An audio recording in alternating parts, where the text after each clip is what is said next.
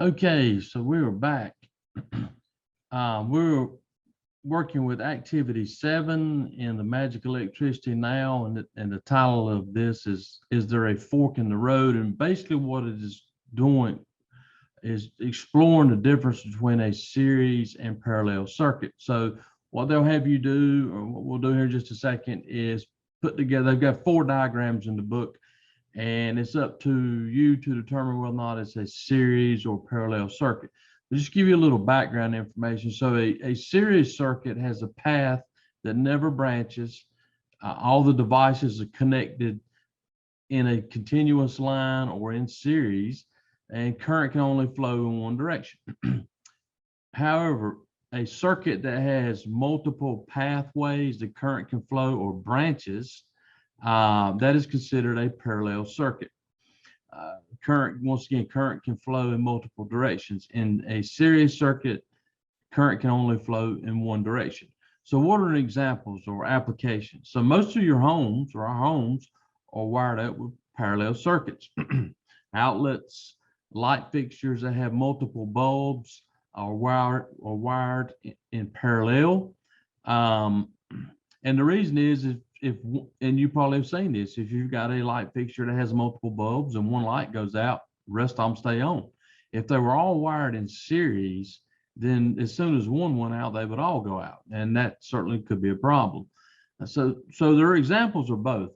Once again, your homes are predominantly wired in parallel in terms of the outlets and fixtures and those kind of things. Series circuit examples, the simplest example would be Christmas tree lights, particularly older sets of Christmas tree lights. And you may have seen this before. If they're all wired in series, so if one bulb goes out, they all go out. And then it's you spend a lot of time, or somebody does, trying to figure out which one's bad. Most of your Christmas tree lights today are kind of they're wired in parallel, so if one goes out, it's not a major issue. The rest of them stay on.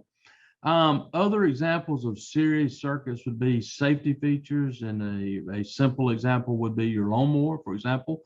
Most lawnmowers have safety features where you've got to engage the brake or the clutch pedal. The operator has to be in the seat. So there's a switch in the seat, there's a switch on the clutch, and they're wired in series so that both of those have to be engaged before you can start a lawnmower. In other words, you can't just engage the clutch and get off the lawnmower and start it.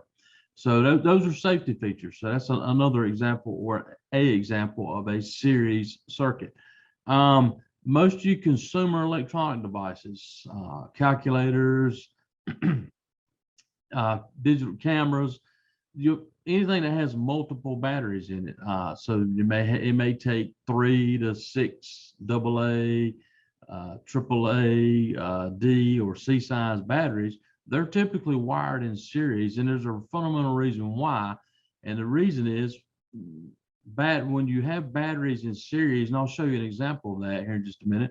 When you have batteries in series, we add the voltages. And so that's what they're doing. They've got the batteries typically wired in series in those consumer electronic devices, so that the voltage that you end up with is high enough to power the device itself. And the simple way to do that is just take a bunch of batteries and run them in series. Okay, so what we want to do now is actually build 4 of these, wire up 4 of these diagrams, or wire up 4 of these circuits they have in the book. And I'm going to use the alligator clips because it just simplifies how quick we can do this.